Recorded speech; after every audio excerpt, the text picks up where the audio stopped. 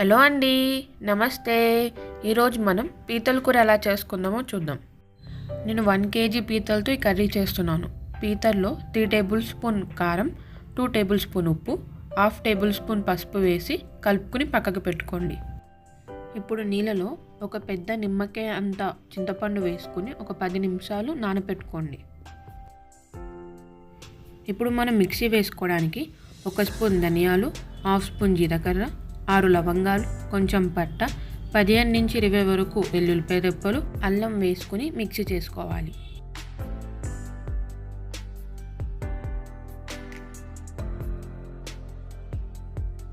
ఇలా మిక్సీ చేసుకున్న తర్వాత ఒక 3 ఉల్లిపాయలని కట్ చేసుకుని వేసుకుని మిక్సీ చేసుకోండి.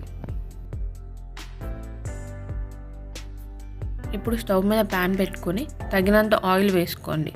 పీతల కర్రీకి ఆయిల్ ఎక్కువగా ఉంటే బాగుంటుంది.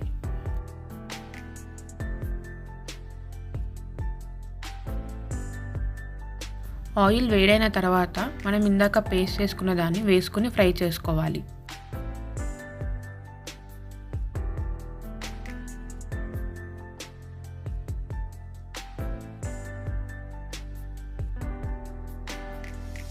కొంచెం ఫ్రై అయిన తర్వాత ఒక 10 పచ్చిమిర్చిని మధ్యలో కట్ చేసుకుని ఒక 2 రెబ్బల కరివేపాకుని వేసుకుని ఫ్రై చేసుకోండి.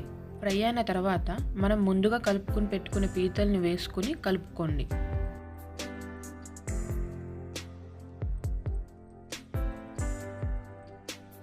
ఇప్పుడు మనం దీంట్లో చింతపండు మనం ఇందాక నానబెట్టుకున్న రసాన్ని వేసుకోవాలి. నేను కొంచెం వాటర్ వేసి కొంచెం పలచగా చేసుకుని వేస్తున్నాను. ఇప్పుడు మనం దీన్ని కలుపుకొని ఒక 5 నిమిషాల పాటు మూత పెట్టుకొని హై ఫ్లేమ్లో కుక్ చేసుకోండి.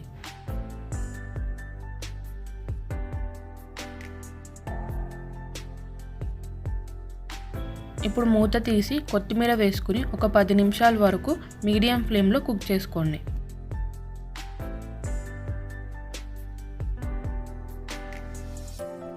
మధ్య మధ్యలో మనం కలుపుకుంటూ ఉంటూ 10 నిమిషాల పాటు మీడియం ఫ్లేమ్లో కుక్ చేసుకోండి.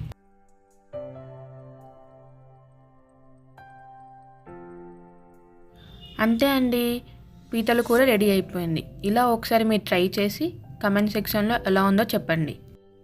మీకు నచ్చితే please subscribe, share and like. ఇంకొక మంచి రెసిపీతో మళ్ళీ కలుద్దాం.